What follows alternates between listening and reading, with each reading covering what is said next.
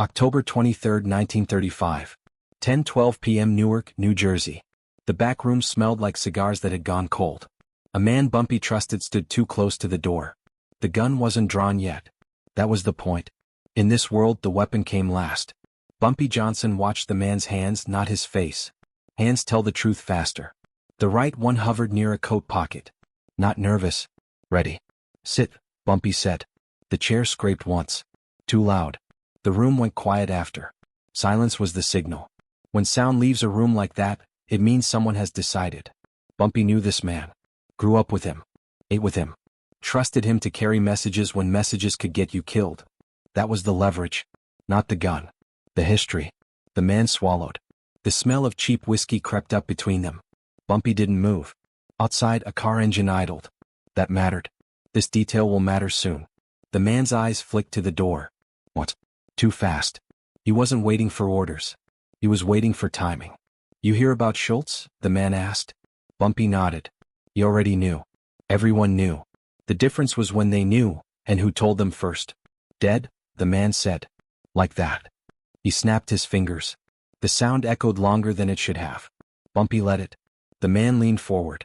Word as it came from the top. Top meant one thing. One man. Lucky Luciano.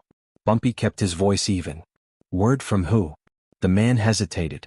That was the mistake. Power shifts in hesitation. From friends, he said. Friends wasn't an answer. Friends was a shield.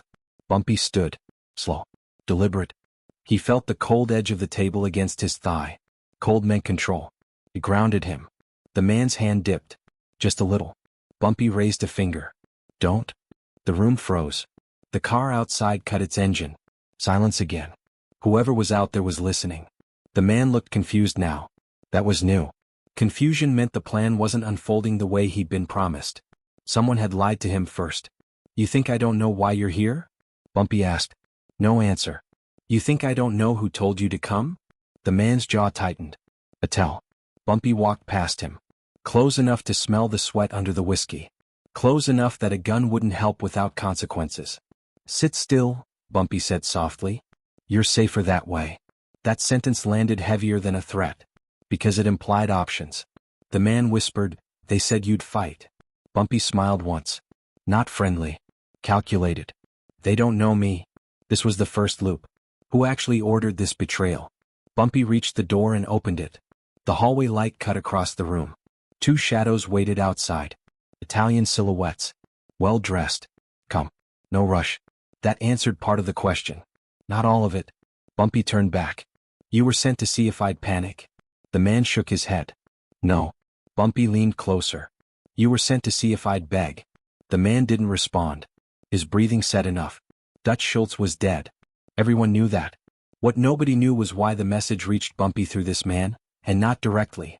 This was the second loop. Was this an offer, or a test? Bumpy stepped into the hall. One of the Italians nodded. Respectful. Not submissive. We talk, the Italian said. 8 words. Controlled. Bumpy paused. He felt the weight of the moment in his chest. Not fear, not excitement. Calculation. Harlem was about to change hands without a shot fired. Or it would burn. He looked back at the man in the chair. The trusted one. The almost traitor. You chose wrong, Bumpy said. But you're not dead.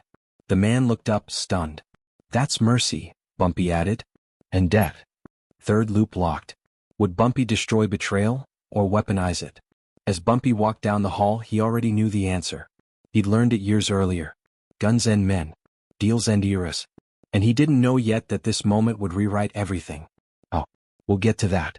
Harlem didn't announce power shifts. It absorbed them. In 1935, the streets pretended nothing had changed. Jazz still leaked out of basements. Numbers runners still walked the same corners. Pastors still preached control on Sundays and ignored it on Mondays. But Dutch Schultz was gone. And when a man like Schultz disappears, silence moves in behind him. Bumpy returned to Harlem 2 days after Newark. No escort. No celebration. He walked Lenox Avenue like it belonged to him, not because it did but because acting otherwise invited challenge. The city smelled of cigars again. This time expensive ones. That told him who was already spending money. Schultz had ruled with noise. Threats. Outbursts. He believed fear had to be visible to work. Harlem tolerated him, but it never respected him. The Italians knew this. That's why Schultz had to go. But removing a man isn't the same as replacing him. Vacuum creates violence unless someone fills it fast. Bumpy was dangerous because he understood that. He didn't rush to grab territory. He didn't announce control. He waited to see who moved first, and who stayed still. Stillness was power. Small operators started coming to him quietly. Not asking for permission. Asking for clarity. "Who do we answer to now?" one banker asked. Bumpy didn't answer immediately. He poured a drink. Let the burn sit. The pause did the work. "Do your business," he finally said. "Don't embarrass me." That was it. No rules. No threats. Just reputation. They left relieved and loyal. Behind the scenes, Italian money crept in. Not soldiers. Accountants. Lawyers. Men with briefcases who didn't belong in Harlem but walked it confidently. That mattered. They weren't there to conquer. They were there to stabilize.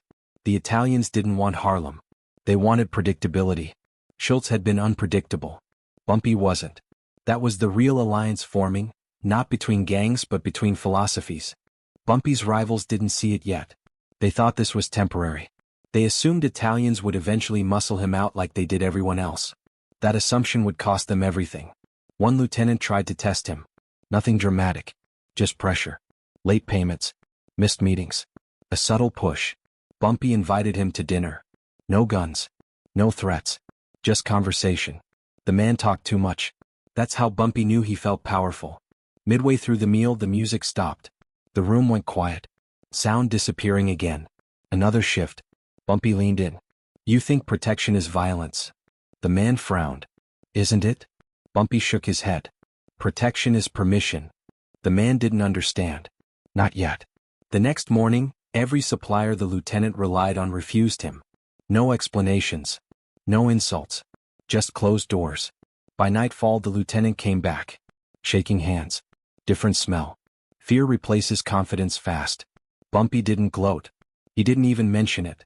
"You good now?" he asked. The man nodded. He was broken, not physically but strategically. That was Harlem learning its lesson. This was the first time people realized something critical. Bumpy didn't need to threaten you. If he noticed you, you were already losing. Still, one question hung in the air. Quiet. Unspoken. Where did Lucky Luciano stand in all this? Everyone assumed the Italians were pulling strings. That Bumpy was temporary. A placeholder until they installed one of their own. Bumpy let them believe it. Because belief shapes behavior. Behind closed doors, conversations were happening. Short ones. Controlled ones. No promises spoken aloud. One Italian messenger delivered a single sentence to Bumpy. Nothing more. Order stays. Money stays. That sentence mattered. This detail will matter soon. It meant Harlem wasn't being taken. It was being leased. And Bumpy was the landlord. But alliances come with pressure. Loyalty attracts enemies. And someone inside Harlem was feeding information out, not to Italians but to men who thought violence could still solve this. That betrayal from Newark hadn't ended. It had evolved. Second loop tightens. Who was quietly testing Bumpy's limits, and for whom? Bumpy felt it in the way rooms went quiet a second too late. In the way questions were asked indirectly. In the way men avoided eye contact when his name came up. Someone was planning a move. Not loud. Not reckless. Strategic. And they were underestimating the one thing Bumpy valued more than loyalty. Memory. He remembered every favor. Every silence. Every delay. And when power finally showed itself, it would be too late to react. The city thought it was settling. It wasn't. It was being positioned. Pressure doesn't announce itself. It arrives disguised as opportunity. By early 1936, Harlem felt calmer. That made men careless. Calm convinces people the danger has passed, when it's only changed shape. Bumpy noticed the pattern before anyone else did. Meetings got shorter. Questions got vague. Loyalty stopped being declared and started being assumed. That's when alliances rot. A message reached him through a woman he trusted. Not romantic. Professional. She handled numbers that couldn't be written down. "They're asking about you," she said. Bumpy didn't ask who they were. He already knew. Men don't ask questions unless someone gives them permission. "Who sent you?" he asked. She hesitated. "Just enough." "That's what I thought," Bumpy said. This was the knowledge loop tightening. Someone believed they understood Bumpy better than he understood them. At the same time, family pressure closed in. Not weakness, Leverage. When a man has nothing to lose, he's dangerous. When he has something to protect, he's manageable. Or so they thought. A cousin was stopped on the street. Polite conversation. Friendly smiles. No threats. Just a reminder that everyone was visible. Bumpy listened when he heard about it. He didn't react. Reaction is what predators wait for. Instead, he adjusted his routes. Changed nothing else. That was the signal. The real threat revealed itself slowly. Not as violence. As organization. Groups that had never coordinated suddenly spoke the same language. Used the same phrases. Asked the same questions. Someone was offering them certainty. Bumpy knew that voice. Italian but not Luciano's. Too eager. Too ambitious. This was the first time another name mattered. A shadow growing behind the curtain. A family that understood patience but misunderstood Harlem. They believed numbers beat reputation. They were wrong. Bumpy's plan didn't involve confrontation. It involved exposure. He let rumors spread, specific ones. Carefully chosen. Each rumor carried a grain of truth wrapped in exaggeration. One rumor said the Italians were unhappy. Another said Bumpy was considering independence. A third suggested he'd already made a separate deal. None of it was confirmed. That was the point. Men who thought they were insiders started talking to the wrong people. Trying to prove value. Trying to secure future favor. That's how networks collapse, from the inside. Bumpy watched who moved first. Who waited.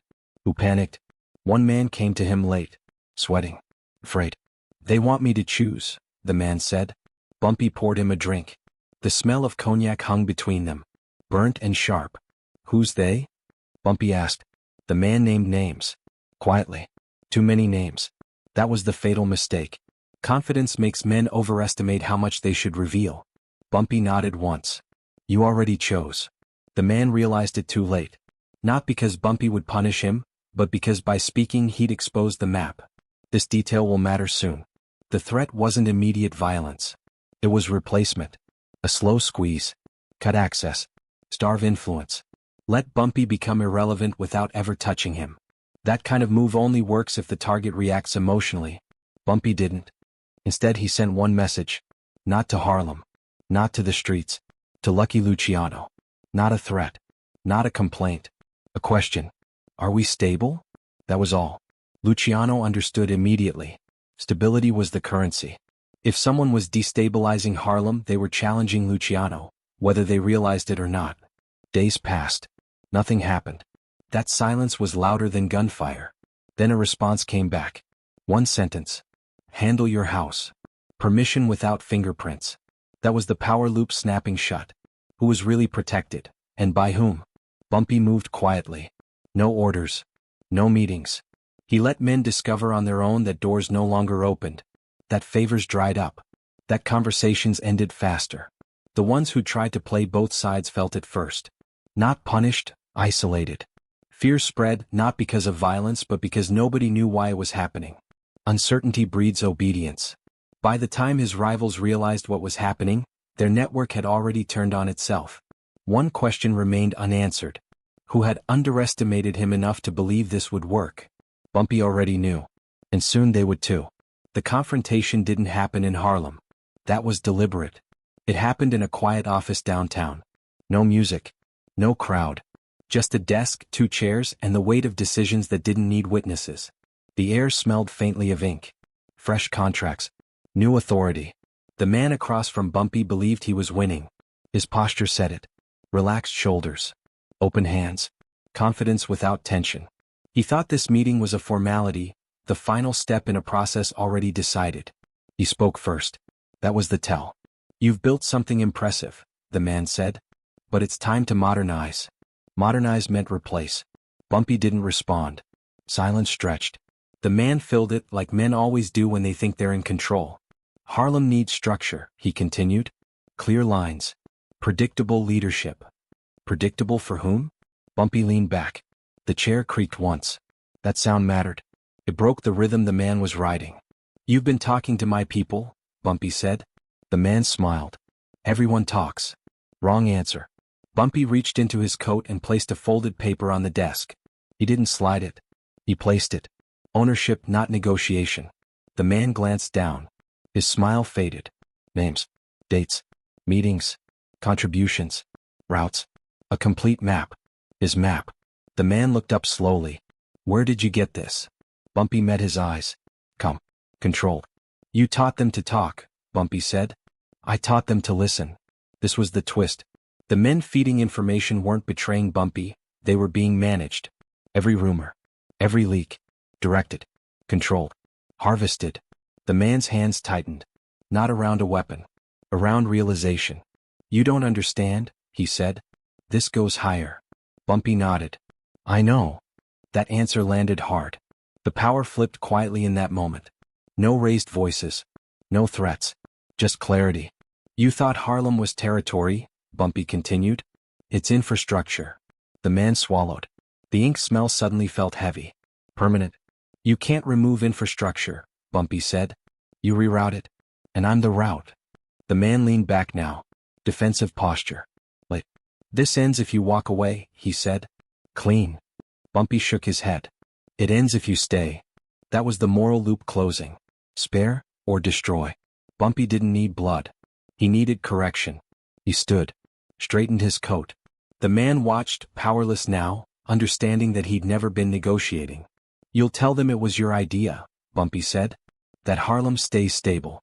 That disruption isn't profitable. And if I don't? Bumpy paused at the door. Just long enough. Then you'll explain, he said, why nothing you touch works anymore. He left without waiting for an answer. Outside, the street noise felt distant. Controlled. The city hadn't noticed what just happened, and never would. Inside that office, a man learned the difference between ambition and authority. And Harlem stayed exactly where it was. Consequences don't arrive with sirens. They arrive as silence. Within a week, the underworld adjusted. Not loudly. Not publicly. Adjustments were made in private rooms, with doors closed and voices lowered. Men who had once spoken confidently began asking permission without realizing it. That's how you know fear has matured. The man from the downtown office did exactly what Bumpy predicted. He told his people it was his idea. That Harlem needed continuity. That disruption was bad business. He framed retreat as strategy. No one challenged him. Because no one wanted to test whether he was lying. This was the quiet victory. No bodies. No headlines. Just reputations rearranged. Bumpy didn't celebrate. He never did. Celebration invites attention. Attention invites challenge. He returned to routine, same routes, same times, same calm presence. That was the message. Nothing had changed. Which meant everything had. Men who once ignored him now waited to speak. Men who once challenged him now avoided eye contact. Respect didn't announce itself either. It accumulated. Italian money stabilized. Not increased. Not expanded. Maintained. That mattered more. Stability signals control. Lucky Luciano never sent congratulations. He didn't need to. The absence of interference was the approval. One sentence traveled quietly through the network. Harlem's handled. Handled meant closed. Finalized. Not to be touched. But the psychological cost landed hardest on those who tried to play both sides. They weren't punished. They were left alive with the knowledge that they'd been seen and spared. Shame is heavier than fear. One man stopped showing up altogether. Another drank too much. A third left town without telling anyone. These were the real casualties. Bumpy watched it all without comment. He understood something most men didn't. Power that needs reinforcement is already weakening. Still, one unresolved thread remained, not external but internal. The man in Newark. The trusted one. The almost traitor. Bumpy called him in. No guards. No tension. Just a conversation. The room smelled of stale smoke. Old decisions. You know why you're still alive, Bumpy said. The man nodded. Because you wanted to watch. Bumpy shook his head. Because you're useful. That hurt more. You'll carry messages, Bumpy continued. But never opinions. The man accepted. He had no choice. Survival had redefined his ambition. That closed the last internal loop. By the end of the year, Harlem functioned like a machine. Smooth. Predictable. Profitable. Outsiders mistook that for weakness. They were wrong. This wasn't peace. It was balance enforced by memory. And Bumpy knew balance never lasts forever. Because time does what rivals can't. It waits. Time doesn't negotiate. It collects. Years passed the way they always do in Harlem. Quietly on the surface, violently underneath. Bumpy aged into his authority. Not louder. Not softer. Sharper. Men stopped testing him because they'd seen what happened to those who did. No blood. No drama. Just disappearance from relevance. That was the real legacy of the Schultz decision. Not the hit. The order. Because ordering violence is different from committing it. One creates fear. The other creates hierarchy. Bumpy understood that better than anyone. Then the state stepped in. Prison doesn't break powerful men. It freezes them. And when Bumpy was sent away, the streets didn't explode. That was the proof he'd built something durable. The structure held, but structures without architects eventually get redesigned. Alcatraz stripped time down to essentials. Steel doors. Routine. Silence that lasted longer than conversations ever did. The cold metal of the bars reminded Bumpy daily of one truth. Power doesn't disappear when you're gone. It gets reassigned. He paid attention. That's what saved him later. When he walked out in 1963, Harlem looked familiar and wrong. Same streets. Same buildings. Different gravity. The Italians hadn't invaded. They'd settled. Quietly. Legally enough. With men who smiled too easily. The Genovese influence was everywhere. Not violent. Administrative. They controlled flow, not corners. Paper, not pistols. This was the final knowledge loop closing. What happens when the architect returns to find his building occupied? Bumpy didn't rage. Didn't threaten. Didn't remind anyone who he was. He listened. The same way he always had. Men rushed to tell him stories. Who did what? Who betrayed whom? Who thought what? They spoke fast, eager to prove relevance. Bumpy let them. Memory again. He understood immediately. The Italians hadn't taken Harlem from him. They'd taken it for him, then forgotten why he mattered. That was their fatal mistake. They assumed time had erased reputation. It hadn't. It had sharpened it. Bumpy didn't demand territory. He demanded acknowledgement. Not loudly. Strategically. Meetings happened. Terms were revisited. Old understandings resurfaced. Nobody wanted war. That was the irony. His absence had taught everyone the value of quiet stability. The balance reset, not to the past but to something colder. More corporate. More cautious. That's the version history remembers as conflict. But the truth was simpler. It was negotiation under memory. Every loop closes here. The betrayal in Newark? Weaponized. The Schultz hit? A message, not an ending. The Italian alliance? A lease, not ownership. The prison years? A test of whether power was loud or embedded. Bumpy passed every one. He never needed to fire the last shot. He never needed the last word. Because real power doesn't announce victory. It survives replacement. The lesson is uncomfortable and timeless. If you want control, build fear. If you want longevity, build systems. But if you want legend, make yourself irreplaceable. That's what Bumpy Johnson did. And if you think this was dangerous, wait till you hear what happened when he walked back into Harlem unarmed, surrounded by men who thought they'd already won. Like the video if you understood the power play. Comment below, is real power taken, or patiently collected? Subscribe. The next story starts with a handshake, and ends with silence.